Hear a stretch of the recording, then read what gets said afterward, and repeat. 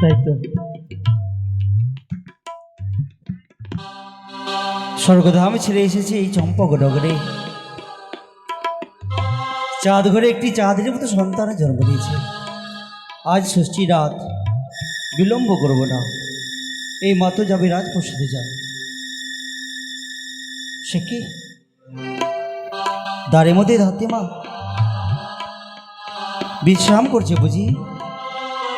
আমি লঙ্ঘন করে কি করে যাই? জায়গা জায়গা দেখি দাঁড়া তাদের সব বিশ্লম্ব করছে, সবাই ঘুমিয়ে রয়েছে। না না, আমার কর্ম করতে হয়। যখন এসেছি এই ধরাতলে, তার কর্ম অবশ্যই করবো। লর্ড লেখুন হয়ে আমি ভাবি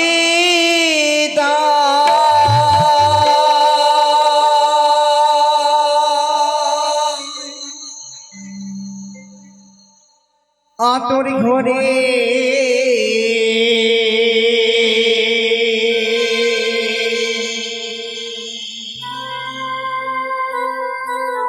কেমন করে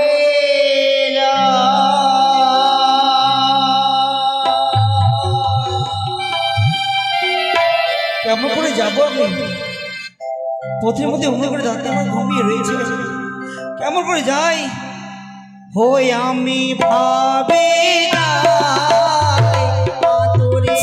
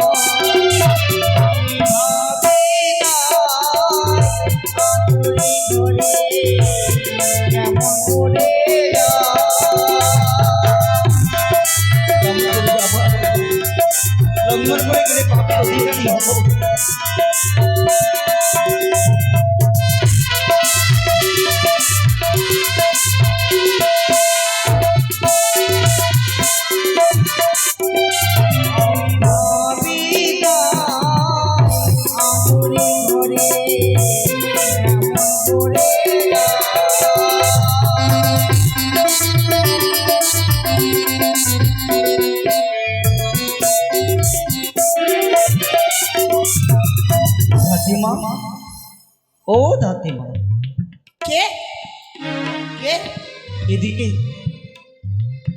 কে কি বলছো বাবা? আবি, তুমি এবার শব্দ তোমার ঘটে বুঝি চাই না? আমি তোমার শব্দ পাচ্ছি কিন্তু তোমাকে দেখতে পাচ্ছি না তো। তুমি দেখতে পাবে না ধাত্রীমা। কে তুমি? আবি, আমি স্বর্গধাম থেকে এসেছি। আবি বিধাতা। বিধাতা?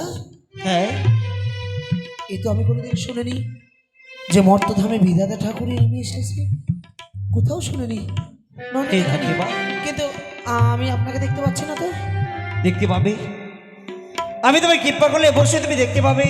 বলুন না। এই নাও, আমি তোমায় কৃপা করলাম, তুমি নিজ নিজ দর্শন করতে পারবে।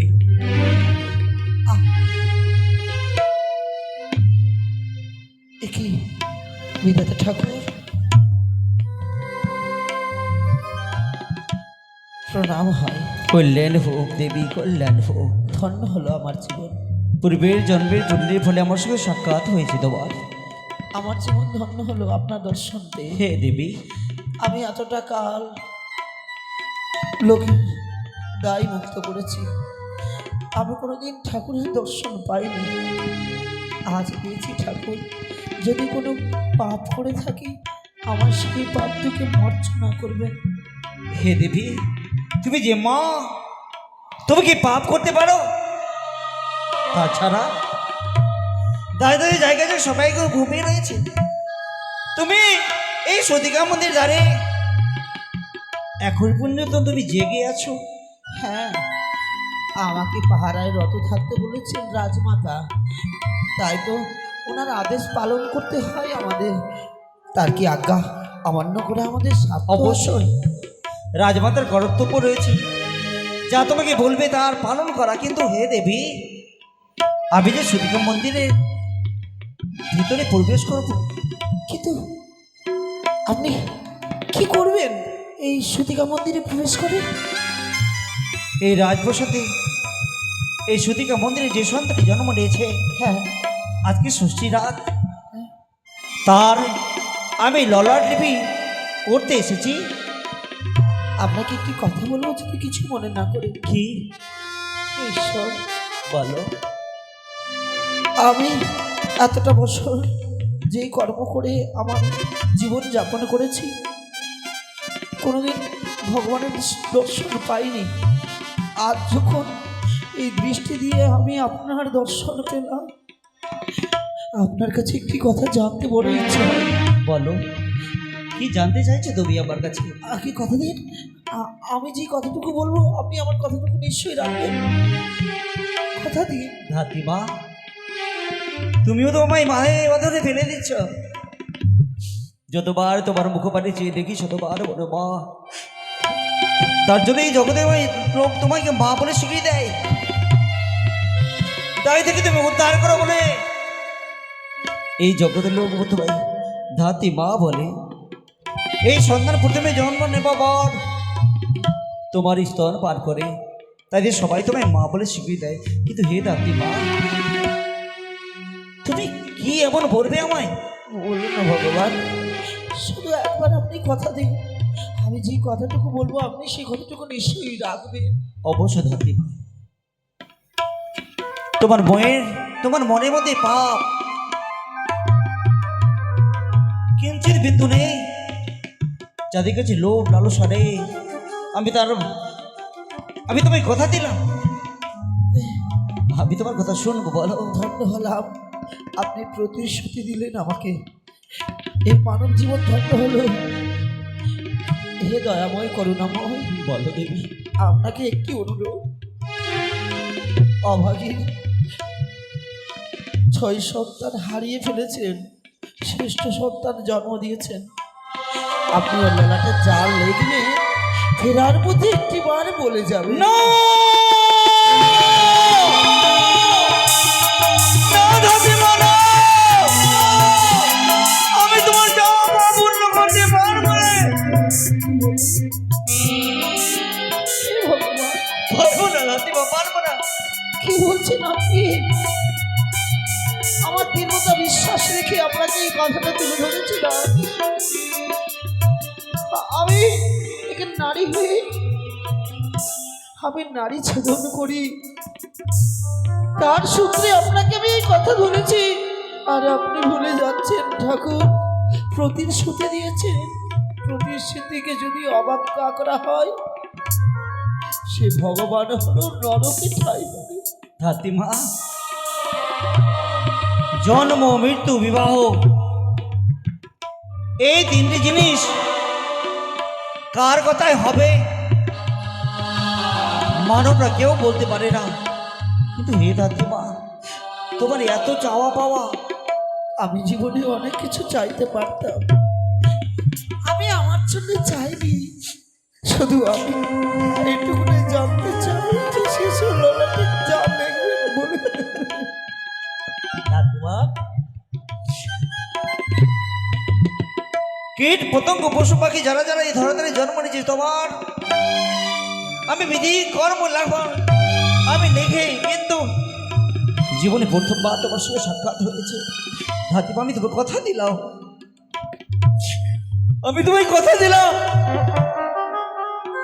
এই সন্তানের লড়ে যা লিখবো আমি তোমায় বলেছি। ঠাকুর, আপনি বিধি লঙ্ঘন করে জানি না আমার ললাটে আপনি কি লেখন করেছেন, কতদিন আমার আয়ু আছে তাও জানি না।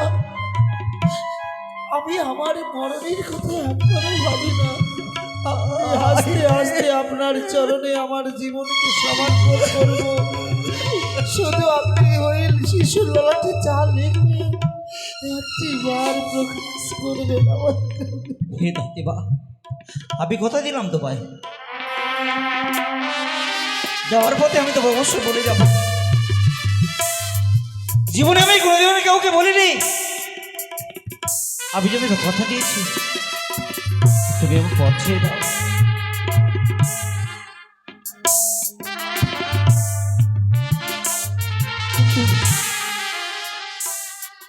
সম্পূর্ণ মানবের সঙ্গে আমার সাক্ষাৎ, আমি তোকে কথা দিয়েছি এই সন্ধ্যায় লড়াই যা লিখবো আমি তোমায় ভুলে যাব। কিন্তু দেবী মনসা পথের মধ্যে অমর করে আমায় বলে গেছে, তার কর্ম অনুপাতে আমি সন্ধ্যায় লড়াই লিখবো আর বিলব করবো না। ওই তো গধূলি বেলা হতে বুঝি আমি আবার সহ্য করতে হবে। আহারে শোনো শোনো যৌবনিয়ান নন্দন, ললার লিপির সময় না করি কন্দন। যদি তুমি কাঁদো আমি তোমার লড়াই লিখতে পারবো না, তাছাড়া তোমার মা হয়তো জেগে যাবে। না না না, লিখতে তো হবে ভাই। এতক্ষণ যে কি করছে ঠাকুর, চিন্তায় বড় ঘুরে ঘুরে খাচ্ছে আমার মনটাকে। আহারে আমি লড়না লিখলাম আর বিলভ করবো না, আমি চলে যাবো। কিন্তু কিন্তু দেবীকে আমি যে কথা দিয়েছি, দেবতা আর যদি নির্ময়ে যায় মারা কি করে সইবে? না না, মামরা সইতে পারবে না। তাছাড়া আমি বিলম্ব না করে অতি শুক্র করে চলে যাই না কেন আমি। ওই যে এসেছেন এসেছেন, আমি আপনারই অপেক্ষাতে তখন থেকে আমি ঘুরঘুরি করছি। এসে বলুন না, এখনো পর্যন্ত তুমি অপেক্ষা করছো? আপনাকে আপনি আমায় কথা দিয়েছেন, আপনাকে আমি কথা দিয়েছি আমি থাকবো না, এটা হয় কখনে? বলুন না, বলুন না কি লিখলেন। আমি বলতে পারবো না দিবা, পারবো না পারবো না। বাহ, তাছাড়া বলি কি তুমি আবার যেতে দেবে? দাঁড়ান, আপনি একটি কথা ভুলে যাচ্ছেন। ভেবে দেখুন, আমি ধরার বুকে জন্ম নিয়েছি মানুষ কুলে। আমি শুনেছি মানবেরা কথা দিয়ে কথাকে রাখতে পারে না, কথার অবজ্ঞা করে অবহেলা করে। কিন্তু ভগবান এই তার পরিচয়, এই তার বাক্য, এই তার বচন, এই তার প্রতিশ্রুতি। তাই মাকে কথা দিয়ে কথার অবস্থা বলো, শুধু ইচ্ছে বলো, শুধু ইচ্ছে বলো, ছোট না অর্জনা করো ভাই, তবু আমি তোমায় খবরে করে বলতে পারবো না। এই দাঁড়ান, আপনি যখন চলে যাচ্ছেন তবে শুনুন, আমি আপনাকে বাধাও দেবো না। তবে আপনি এই আতর ঘর থেকে বের হওয়ার অগ্রেই সারা মহলকে জাগিয়ে তুলব। আপনার আপনার গুপ্ত রহস্য সারা মহল জেনে বসবে। দাদিমা কোথায়? চলুন। দাদিমা, আমার উপর চিৎকার করতে গেলে দাদা সে সবাই জেগে যাবে, সকলে আমায় দেখতে পাবে। পূর্বে জন্মের পুণ্যে ফিরে তুমি আমার সঙ্গে সাক্ষাৎ হয়েছে, তাছাড়া তুমি অমর করে জাগিয়ে দিয়ে আমাকে তুমি অমর করে তুমি বাধাই দিয়ে এলো না। ঠাকুর, তুমি শুনতে চাইছো তো? আপনি ঈশ্বরের কৃপা বলে ভগবানের জায়গায় ঠাঁই পেয়ে আছেন।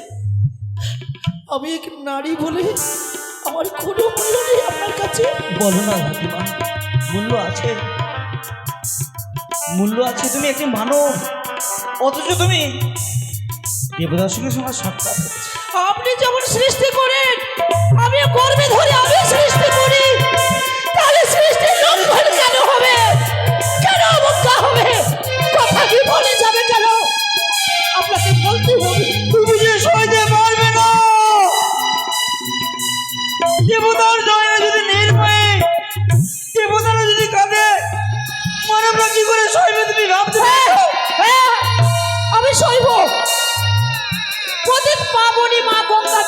সকল কিছুকে সহ্য করতে পারে,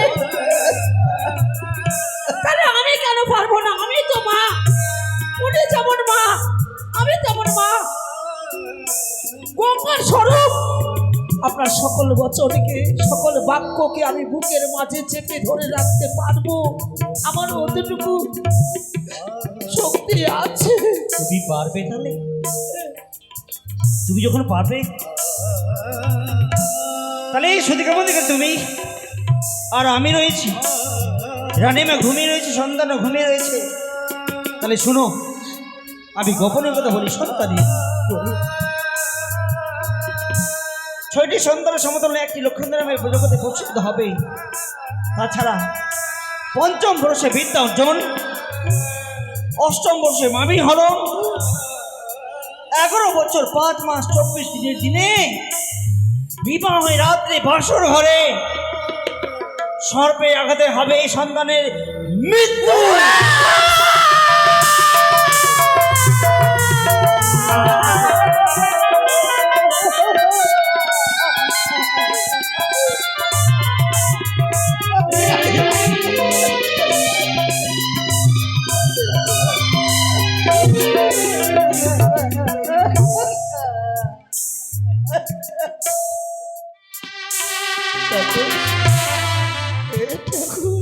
কি আমি আঁচল পেতে দিলাম, আমার মরণ না হোক, আমার সর্বঙ্গ আমি আপনার চরণে সমর্পণ করলাম। আপনি ওর বদলে আমার মৃত্যু দিলেন, কিন্তু অভাগীর মুখটাকে খালি করবেন না। কোনো আশার ফলে ছই বাচ্চা মারা যাওয়ার পরে এক কাটা ফল ধরেছেন গর্বে, সেই ফলের বাতিকে নিভিয়ে দেবে।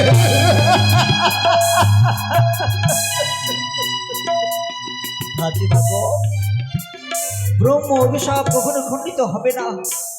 এই সন্তানের অনস্য জন্মে মেরে মরতে হবে না কখনো।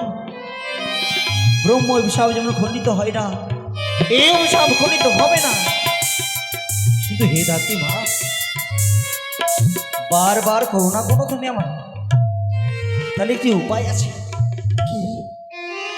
কি তার বিধান? উপায় এই সন্তানের যদি কোনো সতী নারীর সঙ্গে বিবাহ হয়, আর সেই নারী যদি অনাহারে অনিদ্রায় অকুর সাগরে গলার ফেলায়, যদি সেই নারী দেবতাপুরে যেতে পারে, তাহলে দ্বিতীয়বার এই সন্তানের জীবিত হতে পারে ধাত্রীবা।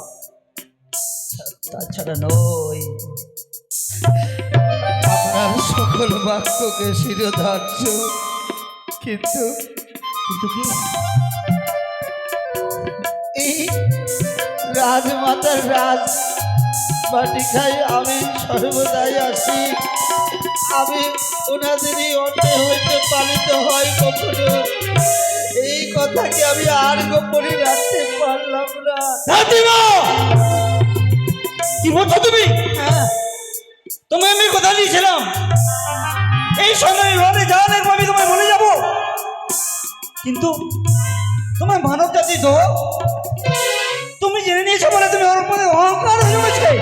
তাহলে তুমি শোনো নাও, তাহলে তুমি শোনো, এই গোপনীয় কথা তুমি জানবে, আমি জানবো। তৃতীয় জন যদি জানে, সেদিন হবে তুমি শিলায় পরিণত। হ্যাঁ,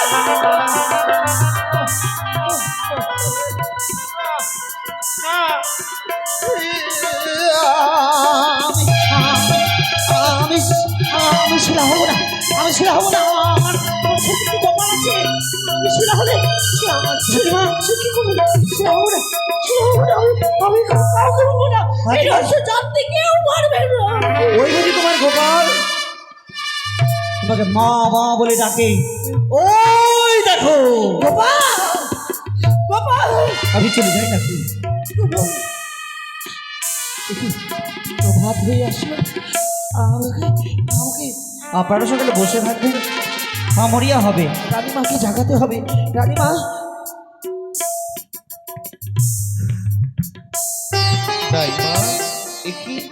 আলোচনা আঁকিত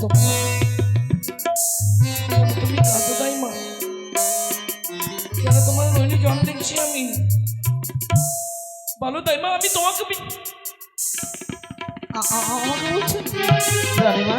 তোমার কন্দনের কারণে কি কেউ তোমায় খুব কথা বলেছে? না না না, আপনার ভুবনে থাকার পরেও কেউ যে আমাদের কটু বাক্য কইবেন তার দুঃসাহস কেউ করেন? কেউ তো করেন না। যদি কেউ তোমায় কত কথা না বলেছে, তবে তোমার কন্দনের কারণ কি দাইমা?